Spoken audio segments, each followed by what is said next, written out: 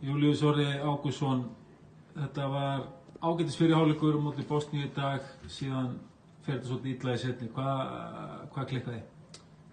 Ég held að við höfum bara farið að hengja þeim svo mikið og sóknarfrákastinn og þau fóru illa með okkur og þeir bara komast aftur líka auðveldlega fram hjá okkur. Það var svona að helsta held ég. Nú hefur við Tékka á morgun. Þeir tóku Luxemborg með 84 stigum. Líta hrikalega vel út. Eigum við möguleika gegn þeim? Já, ef við náum að bæta það sem gerum frekar illa í dag, þá eigum við alltaf séns og þá þurfum við að byrja að halda þeim fyrir framan okkur og þá getur allt gerst. Það hefur komið fram að ferðalag liðsins var svolítið skrautlegt, 2 sólarhringa ferðalag. Þú varst nú einn af þeim sem var svona fór heila vest út úr því. Hvernig var svo upplifun?